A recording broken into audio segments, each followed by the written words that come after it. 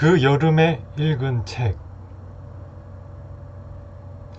가을을 독서의 계절로 못 박아 놓고들 있지만 사실 가을은 독서하기에 가장 부적당한 계절이다. 날씨가 너무 청창하기 때문이다.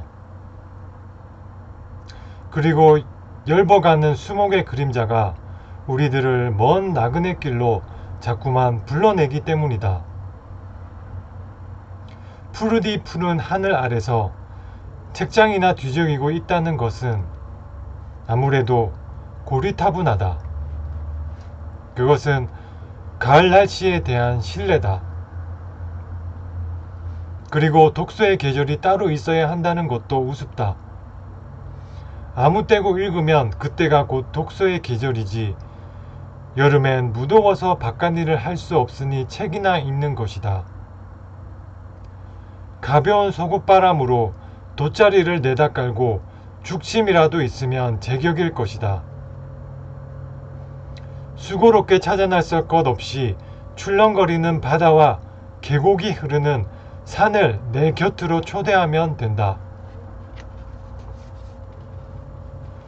8, 9년 전이던가 해인사 소소산방에서 화엄경 10회 향품을 독송하면서 한여름 무더위를 잊은 채 지낸 적이 있다.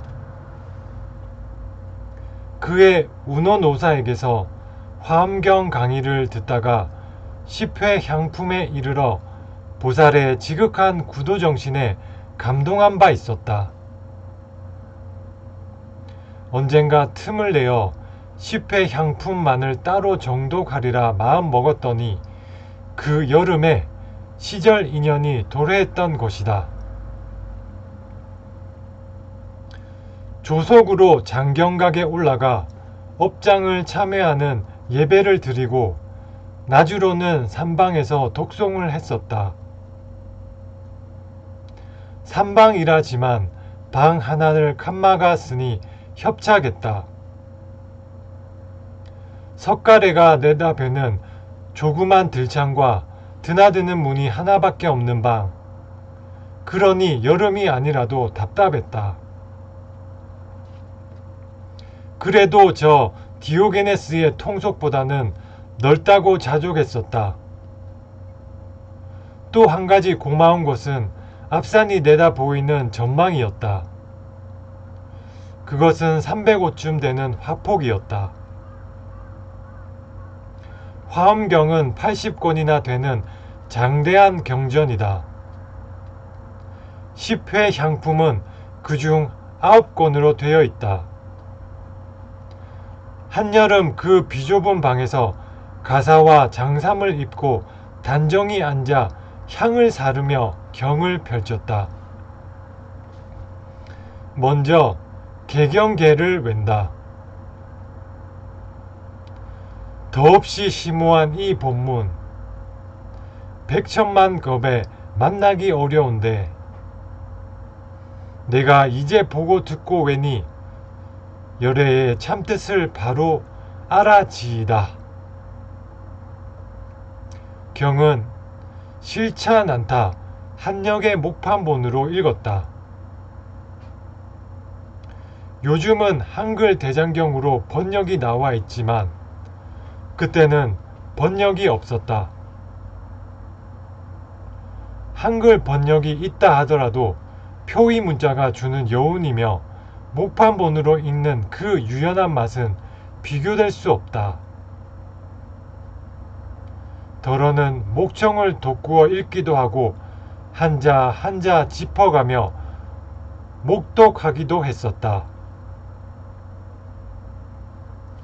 비가 올 듯한 무더운 날에는 돌담 밖에 있는 정랑에서 역겨운 냄새가 풍겨왔다. 그런 때는 내 몸 안에도 자가용 변소가 있지 않느냐. 사람의 양심이 썩는 냄새보다는 그래도 낫지 않느냐. 이렇게 생각하면 아무렇지도 않았다. 일체가 유심소조. 저녁 공양 1시간쯤 앞두고 자리에서 일어서면 가사장삼에 땀이 흠뻑 배고 깔았던 방석이 축축히 젖어 있었다. 비로소 덥다는 분별이 고개를 든다. 골짜기로 나가 홀홀 벗어젖히고 시냇물에 잠긴다. 이내 더위가 가시고 심신이 날듯이 가벼워진다. 모든 것에 감사하고 싶은 마음이 부풀어 오른다. 이렇게 해서 그의 여름 10회 향품을 10여 회 독송했는데 읽을수록 새롭고 절절했었다. 누가 시켜서 한 일이라면 그렇게 못했을 것이다. 스스로 우러나서 한 일이라 환희로 충만할 수 있었다. 읽는다는 것은 무엇일까? 다른 목소리를 통해 나 자신의 근원적인 음성을 듣는 일이 아닐까? 잊을 수 없는 사람. 수연 스님. 그는 정다운 도반이요 선지식이었다. 자비가 무엇인가를 입으로 말하지 않고 몸소 행동으로 보여준 그런 사람이었다. 길가에 무심히 피어있는 이름 모를 풀꽃이 때로는 우리의 발길을 멈추게 하듯이 그는 사소한 일로서 나를 감동케 했다. 수연 스님, 그는 말이 없었다. 항시 조용한 미소를 머금고 있을 뿐 묻는 말에나 대답을 하였다. 그러한 그를 15년이 지난 지금도 잊을 수가 없다. 아니, 잊혀지지 않는 얼굴이다. 1959년 겨울, 나는 지리산 쌍계사 탑전에서 혼자 안거를 하려고 준비를 하고 있었다. 준비래야 3동 안거 중에 먹을 식량과 뗄나무 그리고 약간의 김장이었다. 모시고 있던 은사 효봉 선사가 그해 겨울 네팔에서 열리는 세계 불교도 대회에 참석자 떠나셨기 때문에 나는 혼자서 지낼 수밖에 없었다. 음력 10월 초순 하동 앙량이라는 농가에 가서 탁발을 했다. 한 닷새 한 걸로 겨울철 양식이 되기에는 넉넉했다.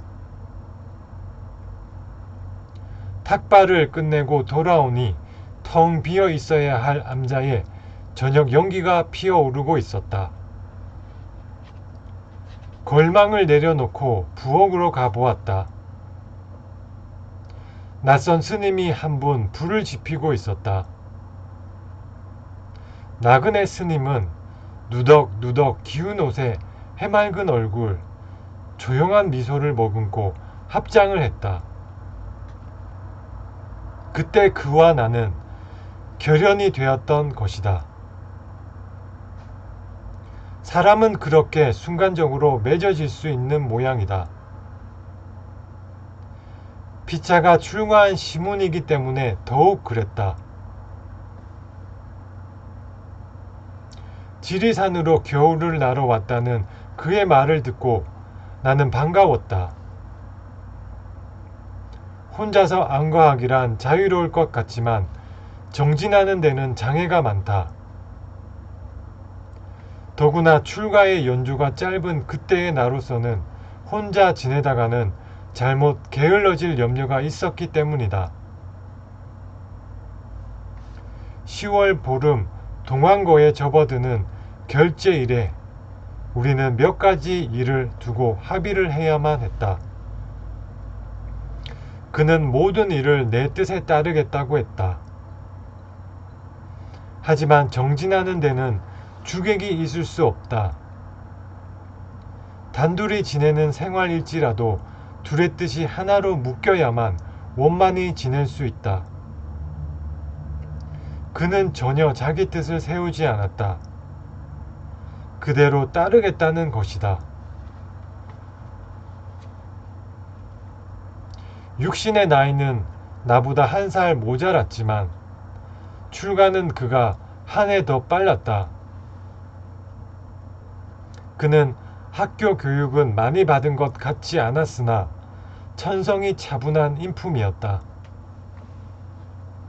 어디가 고향이며 어째서 출가했는지 서로가 묻지 않는 것이 승가의 예절임을 아는 우리들은 지나온 자취 같은 것은 알 수가 없다.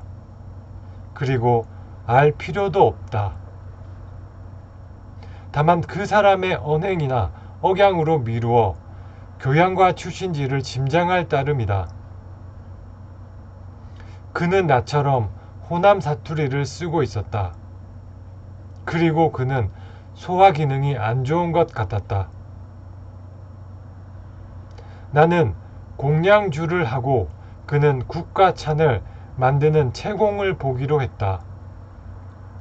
국을 끓이고 찬을 만드는 그의 솜씨는 보통이 아니었다. 시원치 않은 감일지라도 그의 손을 거치면 감노미가 되었다. 나는 법당과 정당의 청소를 하고 그는 큰방과 부엌을 맡기로 했다. 그리고 우리는 하루 한 끼만 먹고 참선만을 하기로 했었다.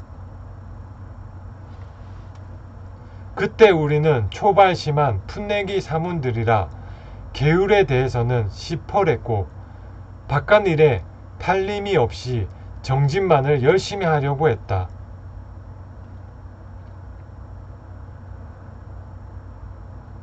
그의 겨울 안거를 우리는 무사히 마칠 수 있었다. 그 뒤에 안 일이지만 아무런 장애 없이 순일하게 안거를 보내기란 결코 쉬운 일이 아니다. 이듬해 정월 보름은 안거가 끝나는 해제일.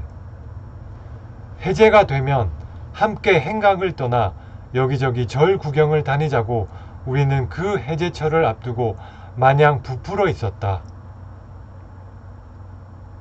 그런데 해제 전날부터 나는 시름시름 앓기 시작했다. 며칠 전에 찬물로 목욕한 여독인가 했더니 열이 오르고 구미가 뚝 끊어졌다. 그리고 자꾸만 오한이 드는 것이었다. 해제는 되었어도 길을 떠날 수가 없었다. 산에서 앓으면 답답하기 짝이 없다. 수행자는 성할 때도 늘 혼자지만 앓게 되면 그런 사실이 구체적으로 느껴진다. 약이 있는 것도 아니고 가까이에 의료기관도 없다. 그저 앓을 만큼 앓다가 낫기를 바랄 뿐이다. 그리고 그때 우리는 철저하게 무소유였다. 밤이면 헛소리를 친다는 내 머리맡에서 그는 줄곧 앉아 있었다. 목이 마르다고 하면 물을 떠오고 이마에 찬물 수건을 갈아주느라고 자지 않았다. 그러던 어느 날 아침 그는 잠깐 아랫마을에 다녀오겠다고 나가더니 한낮이 되어도 돌아오지 않았다. 해가 기울어도 감감소식이었다. 수호든 죽을 저녁까지 먹었다. 나는 몹시 궁금했다. 밤 10시 가까이 되어 부엌에서 인기척이 났다. 그새 나는 잠이 들었던 모양이다. 그가 방문을 열고 들어올 때 그의 손에는 약사발이 들려 있었다. 너무 늦었다고 하면서 약을 마시라는 것이다. 이때의 일을 나는 잊을 수가 없다.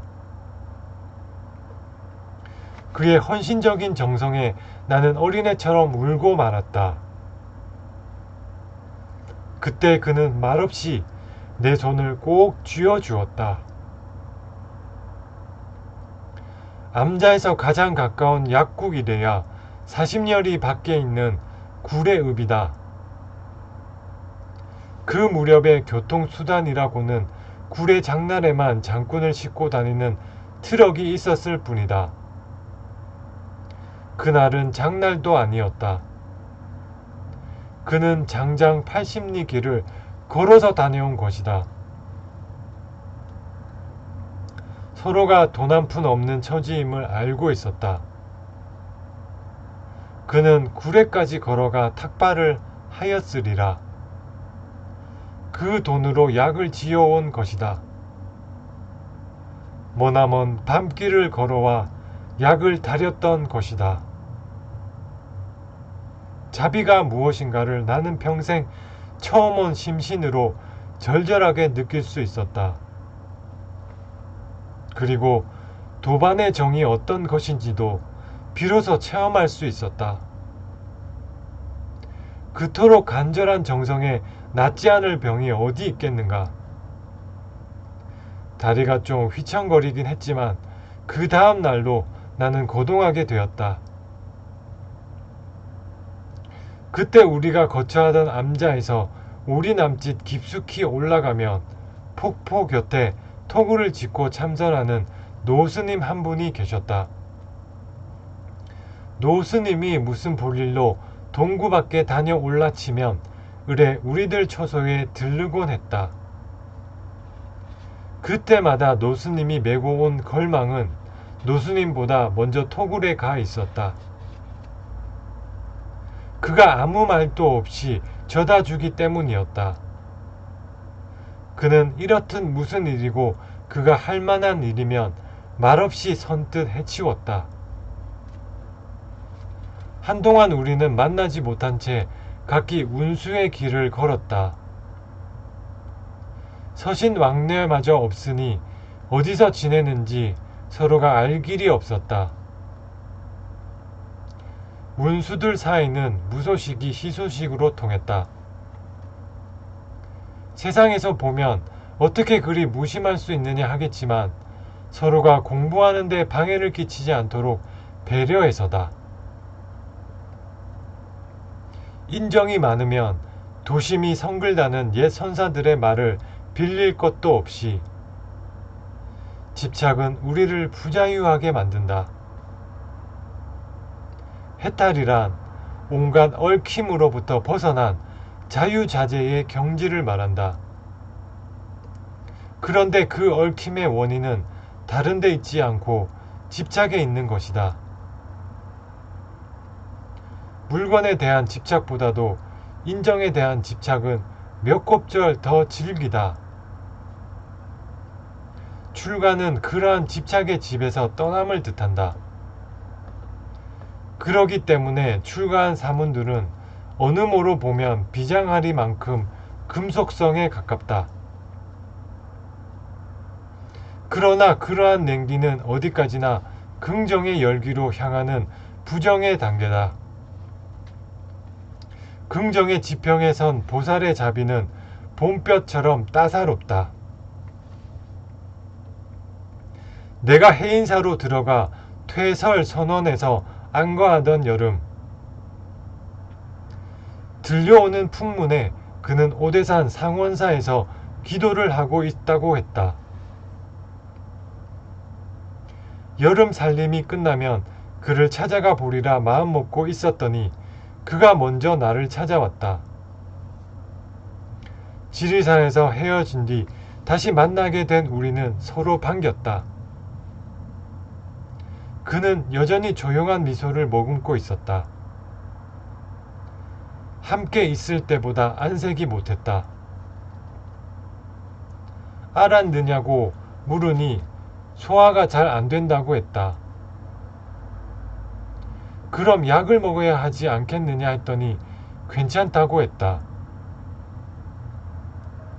그가 퇴설당에 온 후로 섬돌 위에는 전에 없이 변화가 일기 시작했다. 연암은 켤레대는 고무신이 한결같이 하얗게 닦이어 가지런히 놓여 있곤 했다. 물론 그의 밀행이었다. 노 스님들이 빨려고 옷가지를 벗어놓으면 어느새 말끔히 빨아 풀먹여 다려놓기도 했다. 이러한 그를 보고 스님들은 자비보살이라 불렀다. 그는 공량을 형편없이 적게 하였다. 물론 이제는 우리도 삼시세끼를 스님들과 함께 먹고 지냈다. 어느 날 나는 사무실에 말하고 그를 억지로 데리고 대구로 나갔다.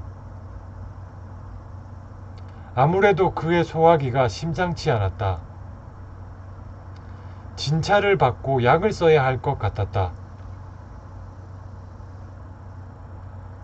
버스 안에서였다.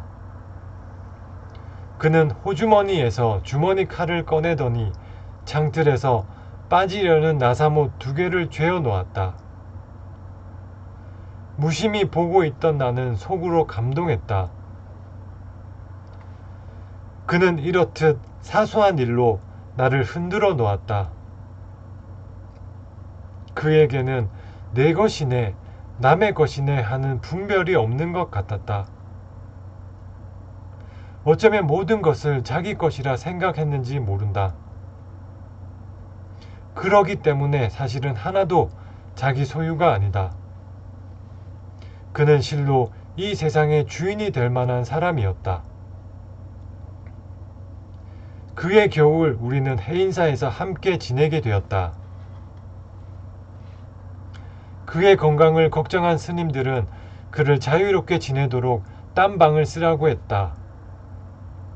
그러나 그는 대중과 똑같이 큰 방에서 정진하고 울력에도 빠지는 일이 없었다. 그러다가 반살림이 지날 무렵에서 그는 더 버틸 수가 없도록 약해졌다. 치료를 위해서는 산중보다 시처가 편리하다. 진주에 있는 포교당으로 그를 데리고 갔었다. 거기에 묵으면서 치료를 받도록 하기 위해서였다. 사흘이 지나자 그는 나더러 안거 중이니 어서 돌아가라고 했다. 그의 병세가 많이 회복된 것을 보고 친분이 있는 포교당 주지 스님과 신도 한 분에게 간호를 부탁했다. 그가 하도 나를 걱정하는 바람에 나는 일주일 만에 귀사했다. 두고 온 그가 마음에 걸렸다. 전해오는 소식에는 많은 차도가 있다고 했지만 그 겨울 가야산에는 눈이 많이 내렸다. 한 주일 남짓 교통이 두절될 만큼 내려 쌓였다. 밤이면 이 골짝 저 골짝에서 나무 넘어지는 소리가 요란했다. 아름드리 소나무가 눈에 꺾인 것이다. 그 고집스럽고 정정한 소나무들이 한 송이 두 송이 쌓이는 눈의 무게에 못 이겨 꺾이고 마는 것이다. 모진 비바람에도 끄덕않던 나무들이 부드러운 것 앞에 꺾이는 오묘한 이치를 산에서는 역력히 볼 수 있었다. 꺾여진 나무를 저 들이다가 나는 바른 쪽 손목을 삐었다. 한동안 침을 맞는 둥 애를 먹었다. 그 무렵 나는 조그만 소포를 하나 받았다. 펼쳐보니 삔대 바르는 약이 들어 있었다. 어떻게 알았는지 그가 사 보낸 것이다. 말이 없는 그는 사연도 띄우지 않은 채였다. 나는 슬픈 그의 최후를 되새기고 싶지 않다. 그가 떠난 뒤 분명히 그는 나의 한 분신이었음을 알 것 같았다.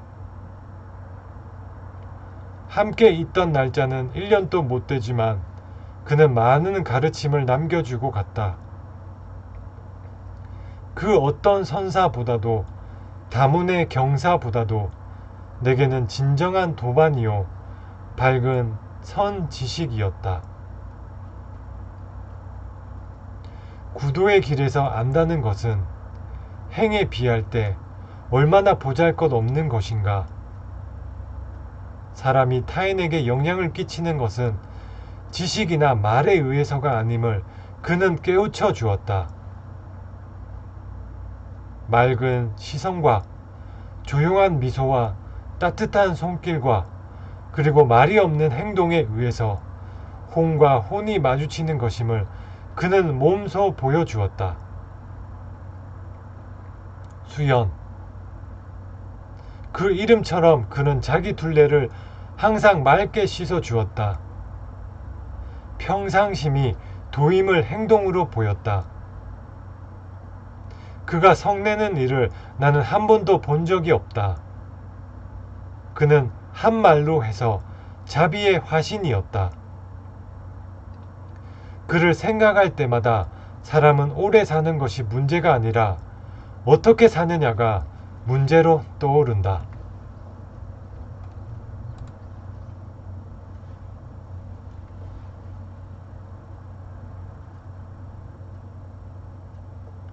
미리 쓰는 유서.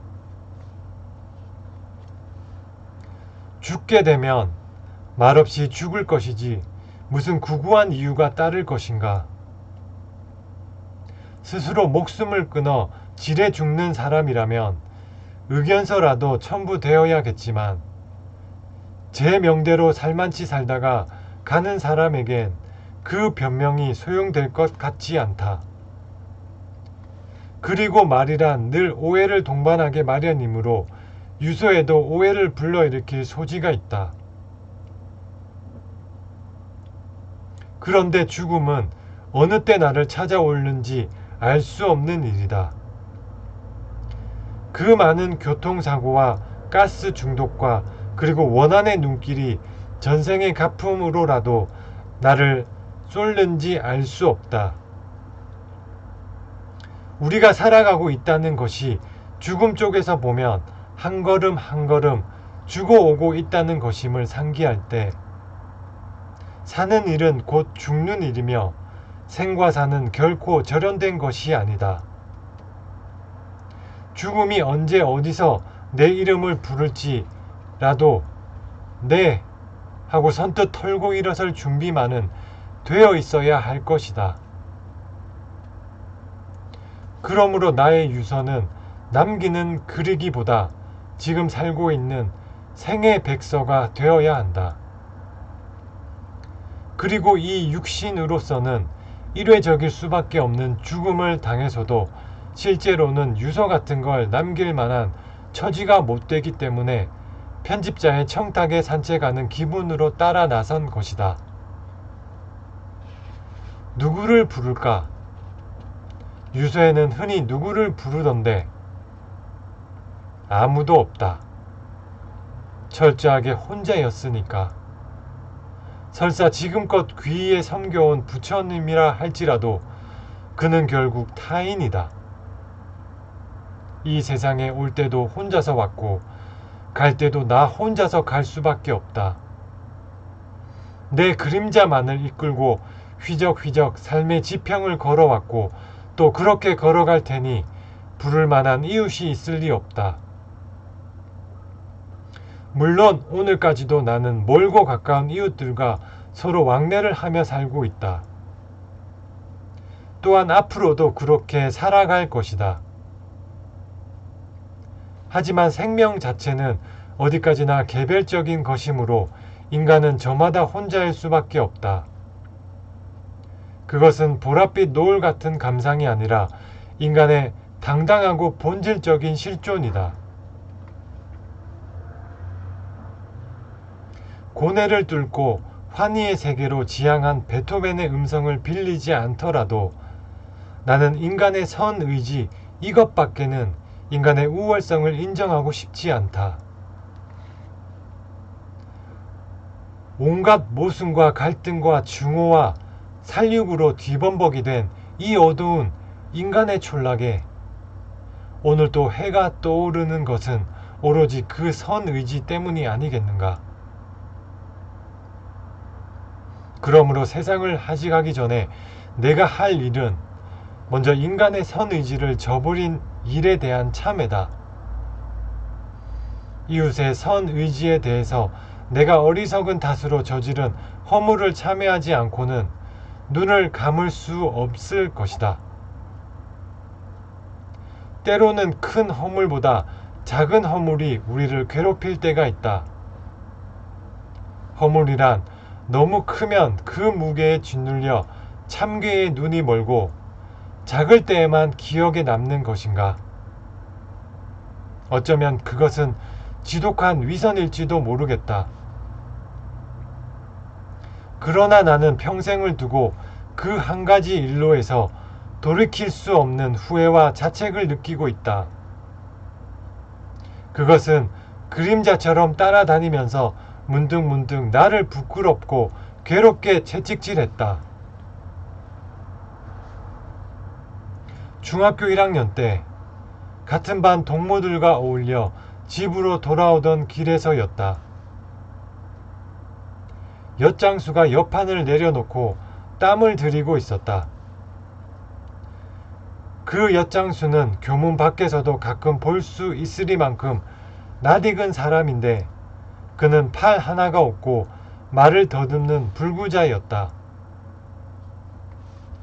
대여섯된 우리는 그 엿장수를 둘러싸고 엿가락을 고르는 채 하면서 적지 않은 엿을 슬쩍슬쩍 빼돌렸다. 돈은 서너 가락치밖에 내지 않았다. 불구인 그는 그런 영문을 전혀 모르고 있었다. 이 일이, 돌이킬 수 없는 이 일이 나를 괴롭히고 있다. 그가 만약 넉살 좋고 건장한 엿장수였더라면 나는 벌써 그런 일을 잊어버리고 말았을 것이다. 그런데 그게 장애자라는 점에서 지워지지 않은 채 자책은 더욱 생생하다. 내가 이 세상에 살면서 지은 허물은 헤아릴 수 없이 많다. 그 중에는 용서받기 어려운 허물도 적지 않을 것이다. 그런데 무슨 까닭인지 그때 저지른 그 허물이 줄곧 그림자처럼 나를 쫓고 있다.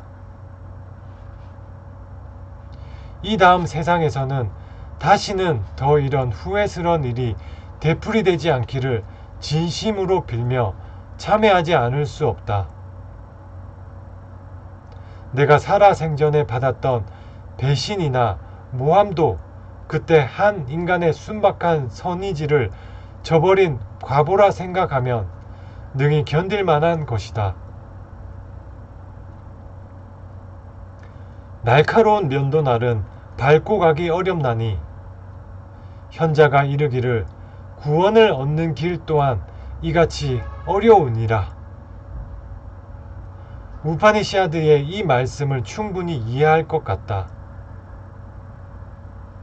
내가 죽을 때에는 가진 것이 없을 것이므로 무엇을 누구에게 전한다는 번거로운 일도 없을 것이다. 본래 무일물은 우리들 사문의 소유관념이다.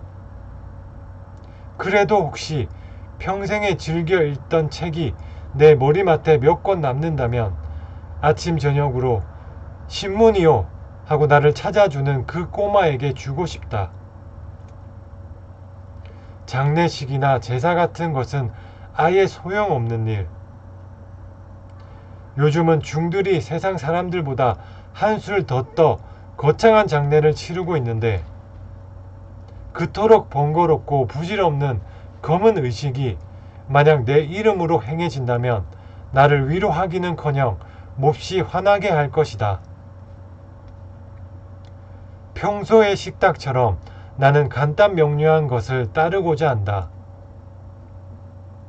내게 무덤이라도 있게 된다면 그 차가운 빗돌 대신 어느 여름날 아침에 좋아하게 된 양귀비 꽃이나 모란을 심어달라 하겠지만 무덤도 없을 테니 그런 수고는 끼치지 않을 것이다. 생명의 기능이 나가버린 육신은 보기 흉하고 이웃에게 짐이 될 것이므로 조금도 지체할 것 없이 없애주었으면 고맙겠다. 그것은 내가 벗어버린 헌옷이니까. 물론 옮기기 편리하고 이웃에게 방해되지 않을 곳이라면 아무 데서나 다비해도 무방하다. 사리 같은 걸 남겨 이웃을 귀찮게 하는 일을 나는 절대로 하고 싶지 않다.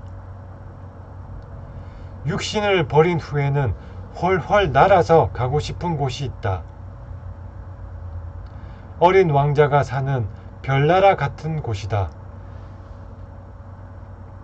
의자의 위치만 옮겨 놓으면 하루에도 해지는 광경을 몇 번이고 볼 수 있다는 아주 조그만 그런 별나라.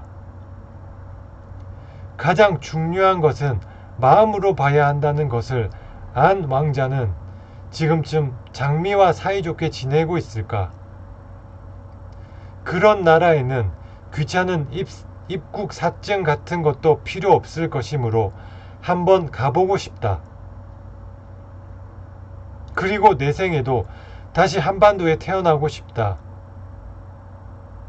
누가 뭐라 한데도 모국어에 대한 애착 때문에 나는 이 나라를 버릴 수 없다. 다시 출가 수행자가 되어 금생에 못다한 일들을 하고 싶다. 인형과 인간. 내 생각의 실마리는 흔히 버스 안에서 이루어진다. 출퇴근 시간에 붐비는 시내버스 안에서 나는 삶의 밀도 같은 것을 실감한다. 선실이나 나무 그늘에서 하는 사색은 한적하긴 하지만 어떤 고정관념에 갇혀 공허하거나 무기력해지기 쉬운데 달리는 버스 안에서는 살아 움직이고 있다는 생동감을 느낄 수 있다. 종점을 향해 계속해서 달리고 있는 버스는 그 안에 실려가는 우리들에게 인생의 의미를 적잖게 부여하고 있다. 산다는 일이 일종의 연소요, 자기 소모라는 표현에 공감이 간다.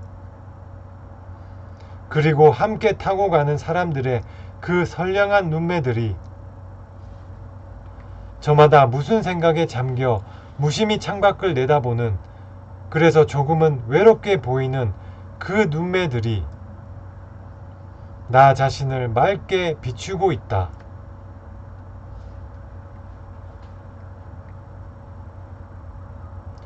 그 눈매들은 연대감을 갖게 한다.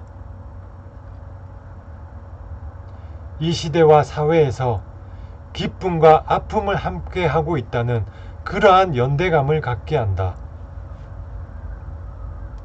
나는 얼마 전부터 아무리 바쁜 일이 있더라도 택시를 타지 않는다.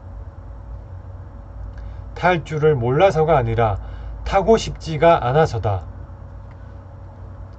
주머니 실력도 실력이지만 제멋대로 우쭐대는 물가의 그 콧대에 내 나름으로 저항하기 위해서다.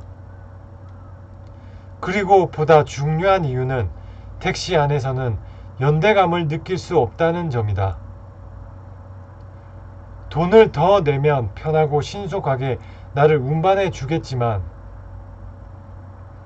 그때마다 이웃과의 단절을 번번이 느끼게 된다.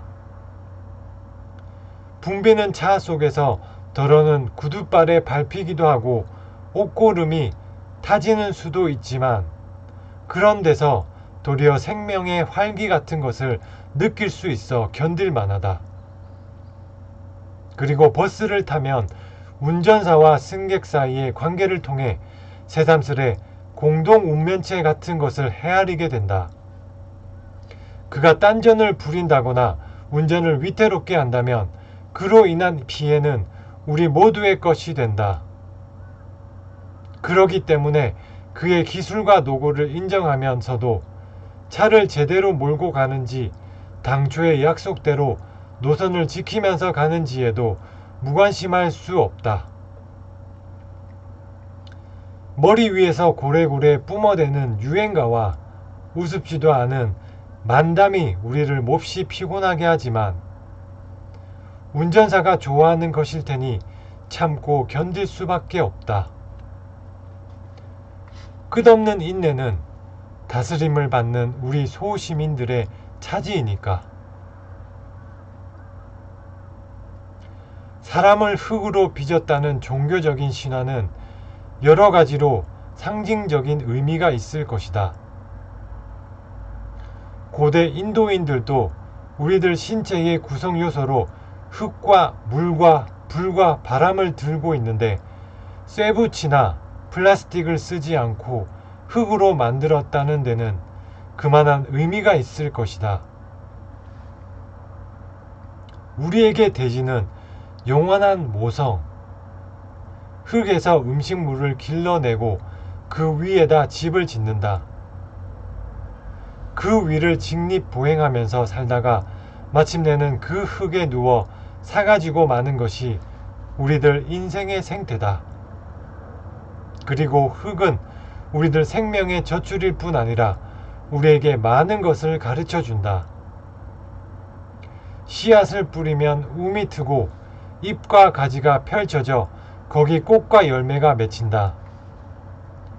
생명의 발화 현상을 통해 불가시적인 영역에도 눈을 뜨게 한다. 그러기 때문에 흙을 가까이 하면 자연 흙의 덕을 배워 순박하고 겸허해지며 믿고 기다릴 줄을 안다. 흙에는 거짓이 없고 추월과 무질서도 없다.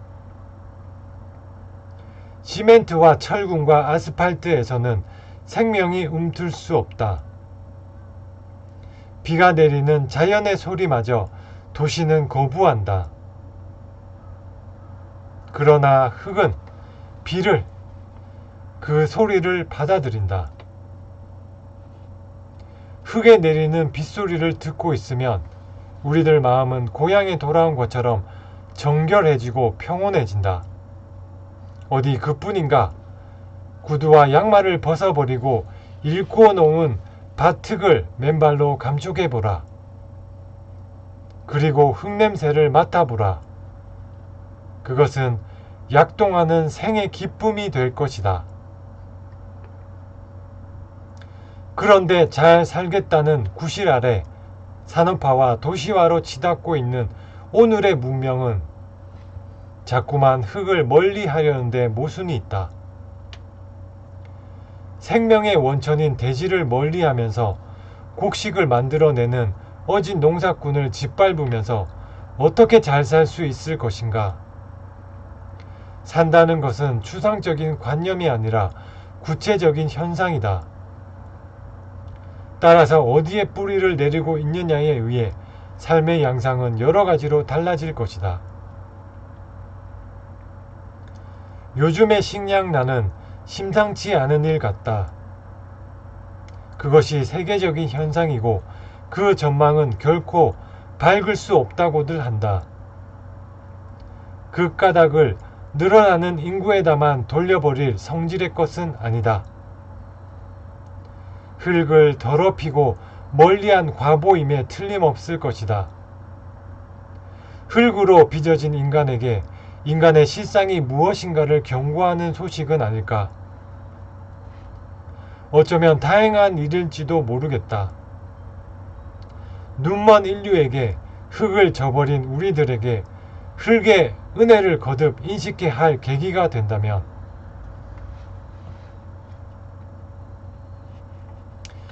현대인들은 이전 사람들에 비해서 아는 것이 참 많다. 자기 전공 분야가 아니라도 신문, 잡지와 방송 등의 대량 매체를 통해 많은 것을 알게 된다. 그래서 똑똑하고 영리하기만 하다. 이해와 타산에 민감하고 겉과 속이 같지 않다. 매사에 약삭빠를 뿐 아니라 성급하고 참을성이 모자라는 현대인들에게서 끈기나 저력 혹은 신의 같은 것은 아예 기대할 수 없다.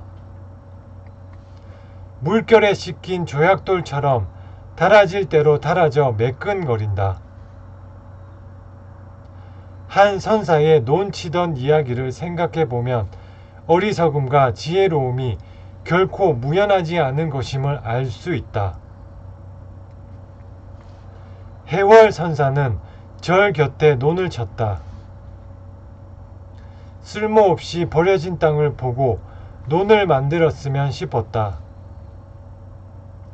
때마침 흉년이 들어 동구 사람들이 살기가 어렵게 된 것을 보고 그들을 불러다 일을 시킨다.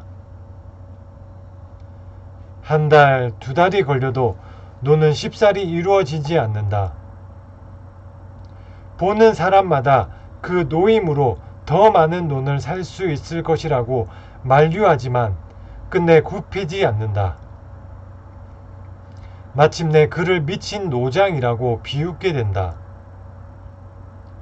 선사는 못 들은 채 날이 새면 일터에 나가 일꾼들과 어울려 일을 한다. 이와 같이 해서 몇백 평의 논이 이루어졌다. 그런데 거기에 든 노임은 이루어진 논의 시세보다 몇 곱 더 들어갔다. 그러나 선사는 없던 논이 새로 생긴 것을 기뻐했다. 그는 세속적인 눈으로 볼 때 분명히 산수를 모르는 어리석은 사람이었다. 그런데 그 어리석음으로 해서 흉년에 많은 사람들이 굶주림을 면할 수 있었다.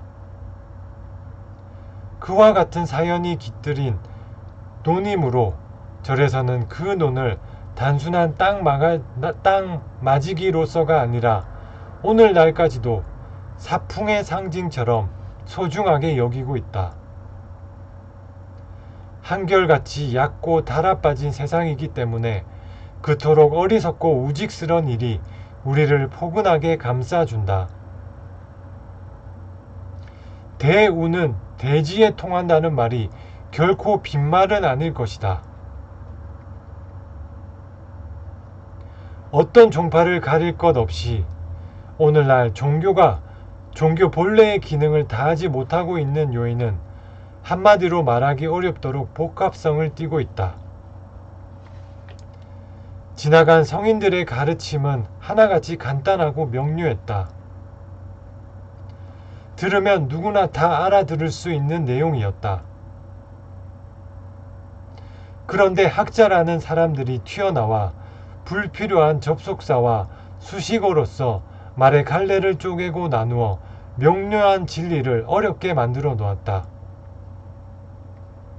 어떻게 살아야 할 것인가에 대한 자기 자신의 문제는 묻어둔 채 이미 뱉어버린 말에 찌꺼기를 가지고 시시콜콜하게 뒤적거리며 이러쿵 저러쿵 따지려 든다. 생동하던 언행은 이렇게 해서 지식의 우란에 갇히고 만다. 이와 같은 학문이나 지식을 나는 신용하고 싶지 않다. 현대인들은 자기 행동은 없이 남의 흉내만을 내면서 살려는 데에 맹점이 있다. 사색이 따르지 않는 지식을, 행동이 없는 지식인을 어디에다 쓸 것인가?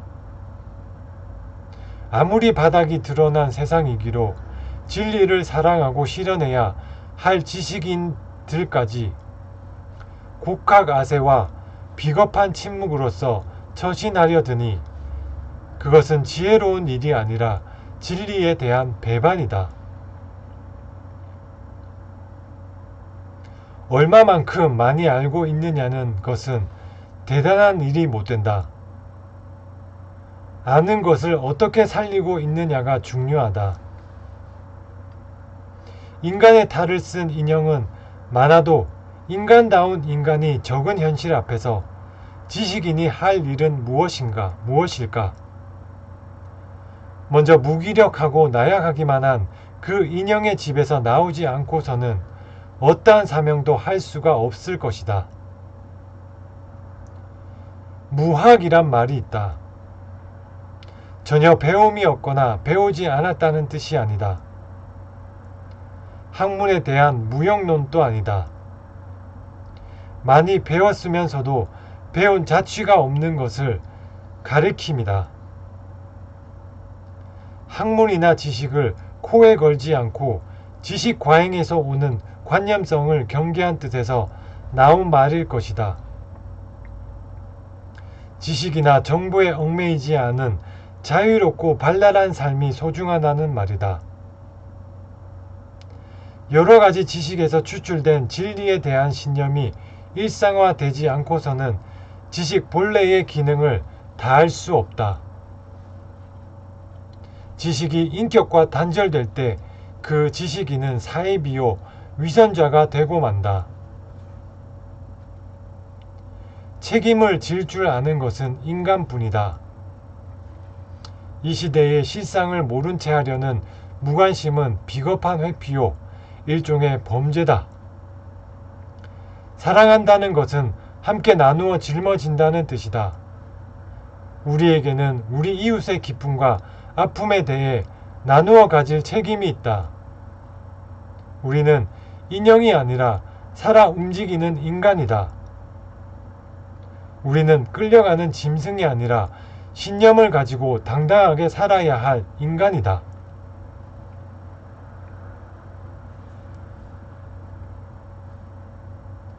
녹은 그 쇠를 먹는다. 열 길 물속은 알아도 한 길 사람 속은 모른다는 속담이 있다. 사람의 마음처럼 불가사의한 것이 또 있을까? 너그러울 때는 온 세상을 두루 받아들이다가도 한번 옹졸해지면 바늘 하나 꽂을 자리가 없는 것이 우리 마음이다. 그래서 가수들은 오늘도 내 마음 나도 몰라 라고 우리 마음을 대변한다. 자기 마음을 자신이 모른다니 무책임한 소리 같다. 하지만 이것은 평범하면서도 틀림이 없는 진리다.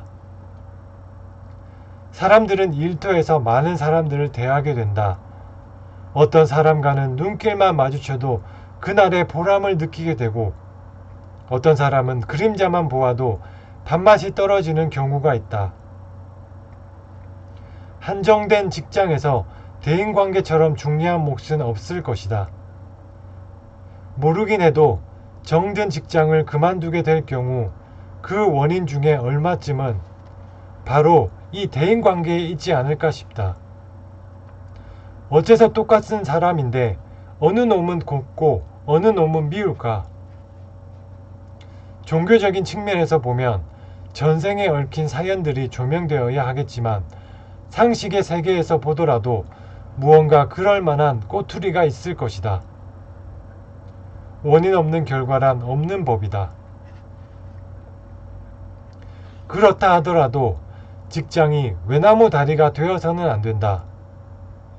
우선 같은 일터에서 만나게 된 인연에 감사를 느껴야 한다. 이 세상에는 30몇 억이나 되는 엄청난 사람들이 살고 있다. 그 중에도 동양, 또 그 속에서도 5천만이 넘는 한반도, 다시 분단된 남쪽, 서울만 하더라도 600만이 넘는 사람들 가운데서 같은 직장에 몸담아 있다는 것은 정말 아슬아슬한 비율이다. 이런 내력을 생각할 때 우선 만났다는 인연에 감사하지 않을 수 없다.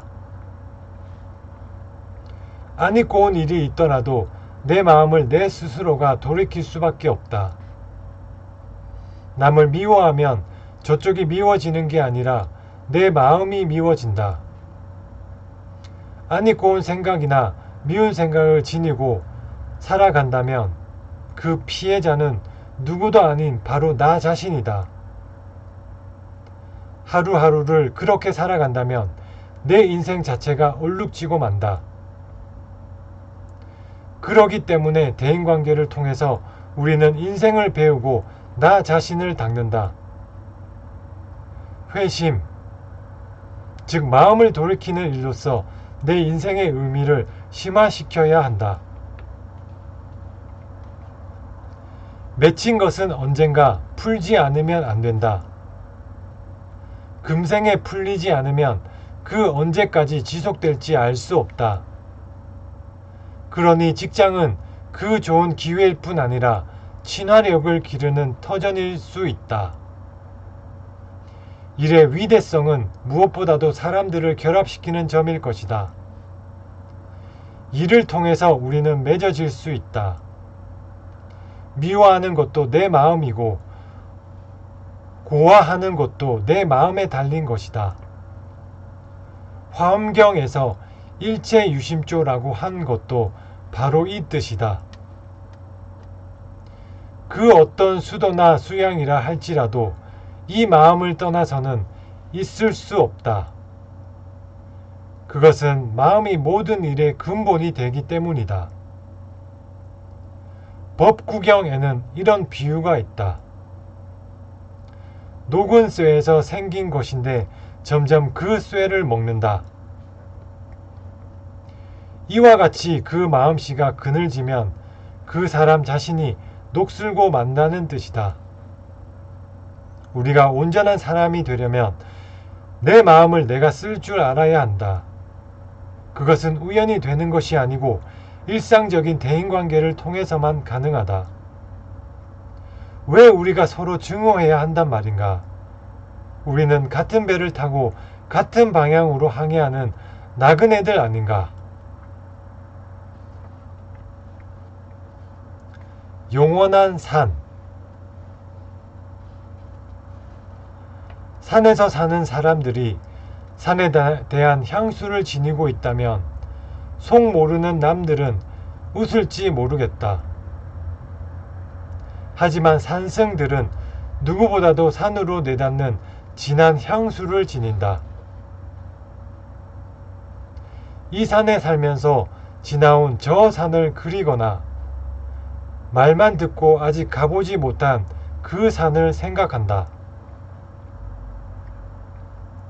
사전에서는 산을 육지의 표면이 주위의 땅보다 훨씬 높이 솟은 부분이라고 풀이한다. 이러한 산의 개념을 보고 우리는 미소를 짓는다. 그것은 형식 논리학의 답안지에나 씀직한 표정이 없는 추상적인 산이기 때문이다. 산에는 높이 솟은 봉우리만이 아니라 깊은 골짜기도 있다. 나무와 바위와 시냇물과 온갖 새들이며 짐승, 안개, 구름, 바람, 산울림, 그리고 퇴락해가는 고사, 이 밖에도 무수한 것들이 우리들의 상념과 한데 어울려 하나의 산을 이루고 있다. 산이 좋아 산에서 산다는 말이 있지만 그건 거짓이 아니다. 산이 싫어지면 산에서 살 수가 없다. 그러니 한번 산에 들어 살게 되면 그 산을 선뜻 떠나올 수 없는 애착이 생긴다. 산은 사철을 두고 늘 새롭다. 그 중에도 여름이 지나간 가을철 산은 영원한 모시마인 우리들을 설레게 한다. 물든 잎이 모루와 다래와 으름이 숲에서 손짓을 하고 있다. 그래서 일과가 끝나는 가을날 오후에는 선원이고 강원이고 절 안이 텅 빈다. 다들 숲에 들어가 산 짐승처럼 덩굴에 매달리기 때문이다. 우수수 꿀밤이 떨어진다. 이 골짝 저 골짝에서 몰아 짓거리는 소리들이 귀에 익은 음성처럼 그토록 정답게 들려올 수가 없다. 이런 일들로 해서 산에서 사는 사람들한테서는 풋풋한 산냄새가 난다.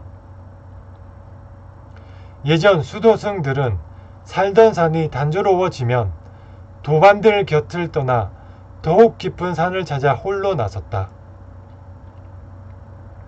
벼랑 아래 삼간 초막을 짓고 아무것도 가진 것 없이 자연을 벗삼아 도심을 닦았다.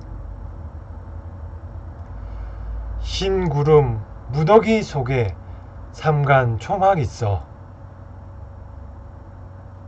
앉고 눕고 거닐기에 저절로 한가롭다. 차가운 시냇물은 반야를 노래하고 맑은 바람달과 어울려 온몸에 차다. 이런 경지는 고려말 나홍선사뿐 아니라 산을 알고 도를 아는 사람이면 누구나 누릴 수 있는 출세간의 풍류다. 깊은 산이라 온종일 사람 그림자 끊이고 홀로 초막에 앉아 만사를 쉬어버린 것이다. 서너자 높이의 사립을 반쯤 밀어 닫아두고 고단하면 자고 줄이면 먹으면서 시름 없이 지내는 것은 단순한 은둔을 즐기기 위해서가 아니다. 시절 인연이 오면 사자우를 토하기 위한 침묵의 수업이다. 숲과 새들이 있고 감로천이며 연못이 있는 우리 달해언이지만 무더운 여름날이면 문득문득 산 생각이 난다. 그때마다 시냇물 소리를 그리워하며 속으로 앓는다. 훌쩍 찾아갈 산이 없어 날개가 접히고 만다. 요즘의 산사에서는 그 풋풋한 산냄새를 맡을 수가 없다. 관광한국의 깃발 아래 그 그윽한 분위기가 사라져가고 있다. 이래서 뜻있는 수도승들은 명산대차를 등지고 이름 없는 산야에 묻힌다. 도시의 공해로 인해 새들이 어디론가 사라져 가듯이 안타까운 일이다. 정말 안타까운 일이다. 침묵의 의미. 현대는 말이 참 많은 시대다. 먹고 뱉어내는 것이 입의 기능이긴 하지만 오늘의 입은 불필요한 말들을 뱉어내느라고 그 어느 때보다도 많은 수고를 하고 있다. 이전에는 사람끼리 마주보며 말을 나누었는데 전자매체가 나오면서는 혼자서도 얼마든지 짓거릴 수 있게 되었다. 민주공화국인 대한민국에서는 유언비어나 긴급조치의 위배만 되지 않는다면, 그리고 다스리는 사람들의 비위에 거스르지만 않는다면 그 말의 내용이 아첨이건 거짓이건 혹은 협박이건 욕짓거리건 간에 마음대로 짓거릴 수 있다. 가히 언론의 자유가 보장된 풍토이다. 그런데 말이 많으면 쓸 말이 별로 없다는 것이 우리들의 경험이다. 하루하루 나 자신의 입에서 토해지는 말을 홀로 있는 시간에 달아보면 대부분 하잘것없는 소음이다. 사람이 해야 할 말이란 꼭 필요한 말이거나 참말이어야 할 텐데 불필요한 말과 거짓말이 태반인 것을 보면 우울하다. 시시한 말을 하고 나면 내 안에 있는 빛이 조금씩 새어나가는 것 같아 말끝이 늘 허전해진다. 좋은 친구란 무엇으로 알아볼 수 있을까를 가끔 생각해 보는데, 첫째, 가치 있는 시간에 대한 의식으로 알 수 있을 것 같다. 가치 있는 시간이 지루하게 느껴지면 아닐 것이고, 벌써 이렇게 됐어 할 정도로 가치 있는 시간이 빨리 흐른다면 그는 정다운 사이다. 왜냐하면 좋은 친구하고는 시간과 공간 밖에서 살기 때문이다. 우리들이 기도를 올려보면 더욱 잘 알 수 있다. 기도가 순인하게 잘 될 경우는 시공 안에서 살고 있는 일상의 우리이지만 분명히 시공 밖에 있게 되고, 그렇지 못할 때는 자꾸 시간을 의식하게 된다. 시간과 공간을 의식하게 되면 그건 허울뿐인 기도다. 우리는 또 무엇으로 친구를 알아볼 수 있을까? 그렇다. 말이 없어도 지루하거나 따분하지 않은 그런 사이는 좋은 친구일 것이다. 입 벌려 소리내지 않더라도 넉넉하고 정결한 뜻을 서로가 넘나들 수 있다. 소리를 입 밖에 내지 않을 뿐 구슬처럼 영롱한 말이 침묵 속에서 끊임없이 오고 간다. 그런 경지에는 시간과 공간이 미칠 수 없다. 말이란 늘 오해를 동반하게 된다. 똑같은 개념을 지닌 말을 가지고도 의사소통이 잘 안 되는 것은 서로가 말 뒤에 숨은 뜻을 모르고 있기 때문이다. 엄마들이 아가의 서투른 말을 이내 알아들을 수 있는 것은 말소리보다 뜻에 귀 기울이기 때문이다. 이렇듯 사랑은 침묵 속에서 이루어진다.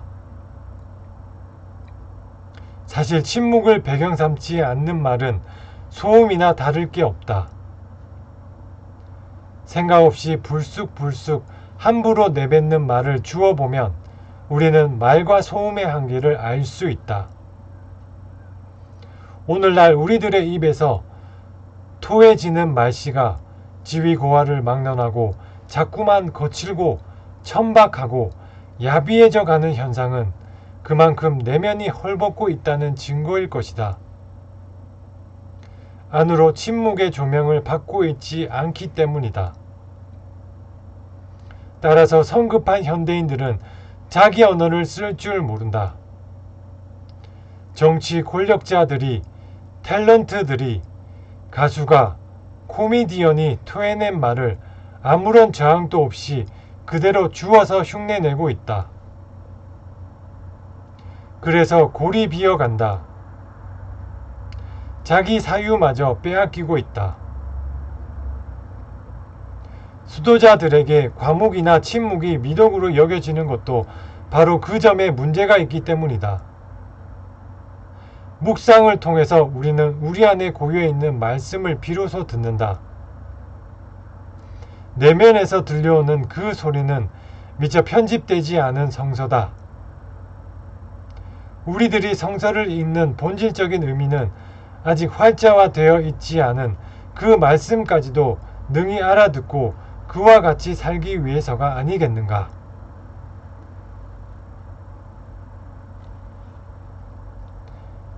아유 1권경 불인지 묵성 전계무일자 상방대광명.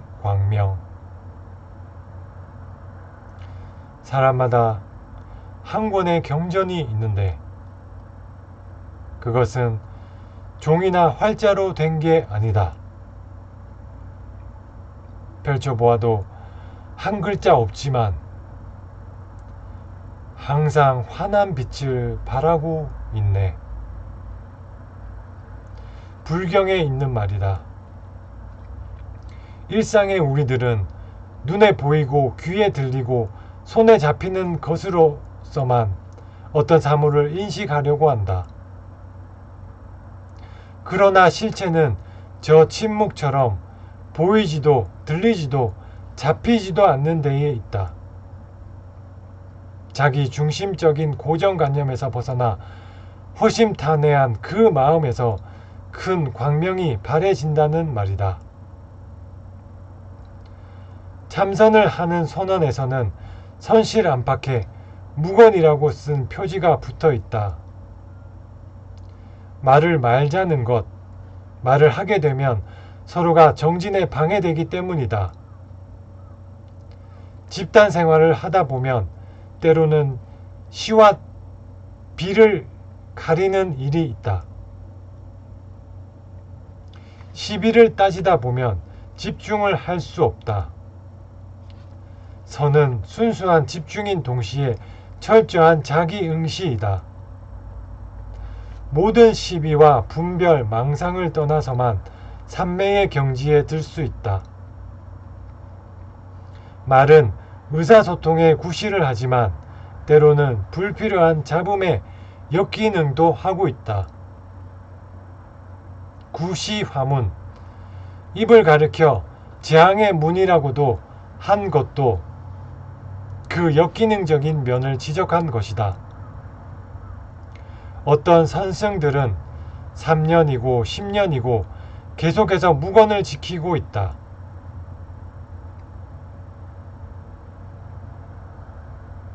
그가 무건 중일 때는 대중에서도 그에게 말을 걸지 않는다. 수도자들이 이와 같이 침묵하는 것은 침묵 그 자체에 의미가 있어서가 아니다. 침묵이라는 여과 과정을 거쳐 오로지 참말만을 하기 위해서다. 침묵의 조명을 통해서 당당한 말을 하기 위해서다. 벙어리와 무건자가 다른 점이 바로 여기에 있다. 칼릴 지브라는 우리들이 해야 할 말을 목소리 속의 목소리로 귀 속의 귀에 하는 말이라고 했다. 사실 언어의 극치는 말보다도 침묵에 있다. 너무 감격스러울 때 우리는 말을 읽는다. 그러나 사람인 우리는 할 말은 해야 한다. 그런데 마땅히 입 벌려 말을 해야 할 경우에도 침묵만을 고수하려는 사람들이 있다. 그것은 미덕이 아니라 비겁한 회피다. 그와 같은 침묵은 때로 범죄의 성질을 띈다. 옳고 그름을 가려 보여야 할 입장에 있는 사람들의 침묵은 비겁한 침묵이다. 비겁한 침묵이 우리 시대를 얼룩지게 한다. 침묵의 의미는 쓸데없는 말을 하지 않는 대신 당당하고 참된 말을 하기 위해서이지 비겁한 침묵을 고수하기 위해서가 아니다. 어디에도 거리낄 게 없는 사람만이 당당한 말을 할 수 있다. 당당한 말이 흩어진 인간을 결합시키고 밝은 통로를 뚫을 수 있다. 수도자가 침묵을 익히는 그 의미도 바로 여기에 있다. 순수한 모순. 6월을 장미의 계절이라고들 하던가. 그래, 그런지 얼마 전 가까이 있는 보육원에 들렀더니 꽃가지마다 6월로 향해 발돋움을 하고 있었다. 몇 그루를 얻어다 우리 방 앞뜰에 심었다. 단조롭던 뜰에 생기가 돌았다.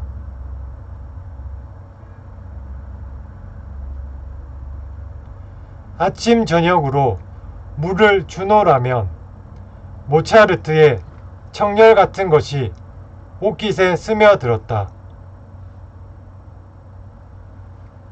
산그늘이 내릴 때처럼 아늑한 즐거움이었다.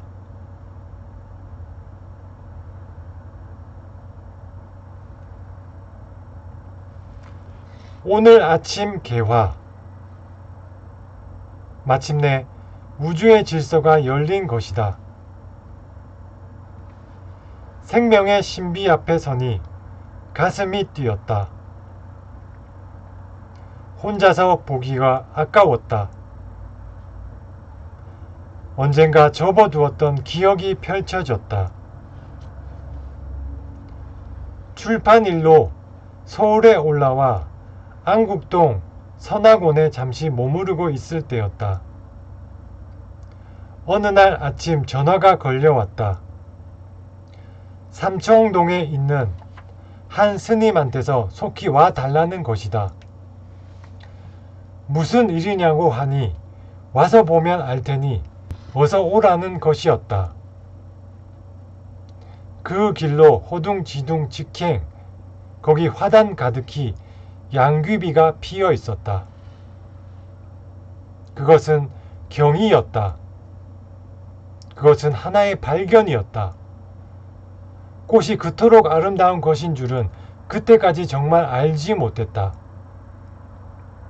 가까이 서기조차 조심스러운 애처롭도록 연약한 꽃잎이며 안개가 서린 듯 몽롱한 잎새, 그리고 환상적인 그 줄기가 나를 온통 사로잡았다.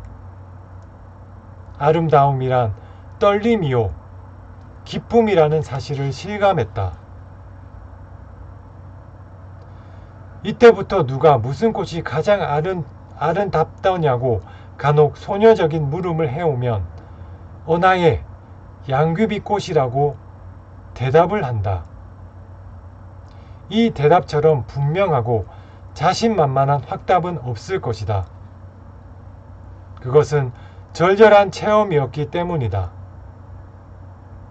하필 마약의 꽃이냐고 핀잔을 받으면 아름다움에는 마력이 따르는 법이라고 응수를 한다. 이런 이야기를 우리 장미꽃이 들으면 좀 섭섭해할지 모르지만 그것은 그의 여름 아침 비로소 찾아낸 아름다움이었다. 그렇다 하더라도 내게는 오늘 아침에 문을 연 장미꽃이 그 많은 꽃 가운데 하나일 수 없다. 꽃가게 같은 데 피어 있을 그런 장미꽃과는 근본적으로 다르다.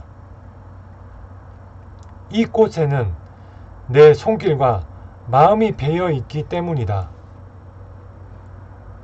생백쥐페리의 표현을 빌린다면 내가 내 장미꽃을 위해 보낸 시간 때문에 내 장미꽃이 그토록 소중하게 된 것이다.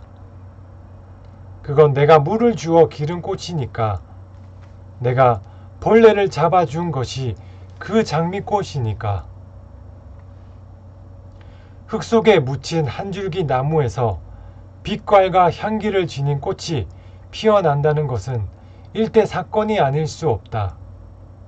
이런 사건이야말로, 이 순수한 모순이야말로 나의 왕국에서는 호획감이 되고도 남을 만한 일이다.